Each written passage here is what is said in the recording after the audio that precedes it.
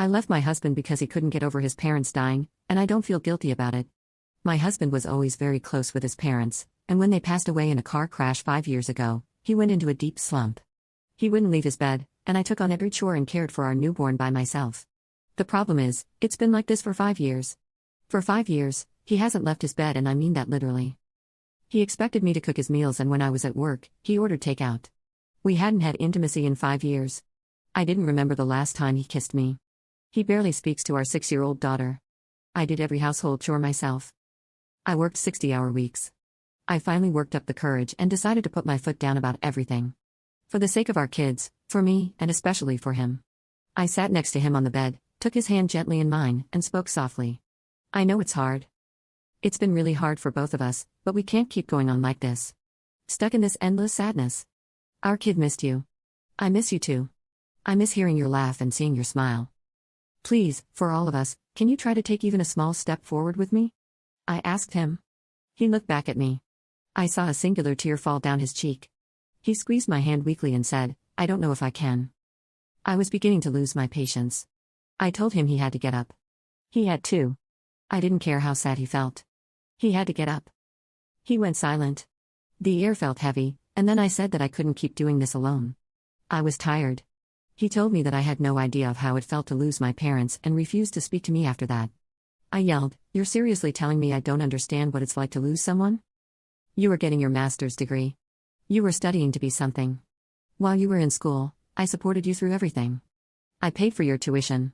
I paid for the house that we're living in. I worked almost 70 hours a week to put food on the table for us while trying to be there for our kids. You remember it? During that time, Andrew died. My own brother and I couldn't even attend his funeral because I had to work to put food on our table. When Drew died, I didn't have time to mope around and stay in bed every day. I had to get up and work even harder for you. For us. I was still here for you. When you decided to leave school in the middle of the semester, I still paid for the full class. When you needed therapy, I paid for it. Whenever you needed a shoulder to cry on or someone to be strong for you, I did it. I was there. I was depressed, John. I didn't want to get out of bed in the morning. I didn't want to be the only one taking care of Connor. Taking him to school every day before I work a 10-hour shift and not being able to greet him as he gets off the bus. I'm not trying to invalidate your feelings, but after 5 years of grieving, I'm tired.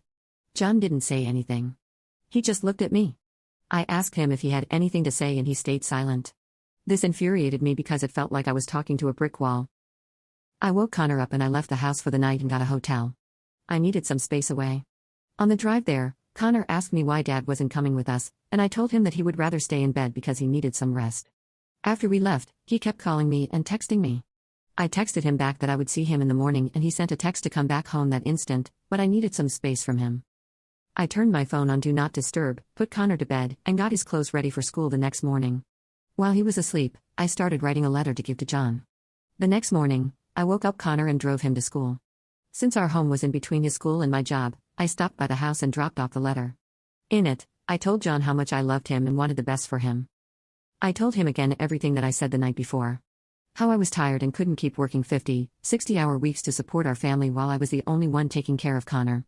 I was also the only one keeping up with the house and it was starting to get worse. Clothes and dishes would often pile up in the sink and would still be there when I got home.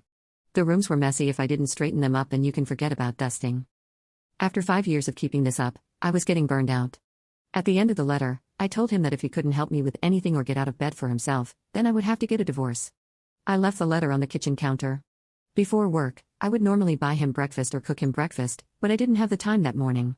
So I knew he would come downstairs and see it. Around 11 o'clock, while I was at work, John called me and was yelling on the phone. He asked me how I could treat him like that after he lost both of his parents. He said now I'm making him lose his family.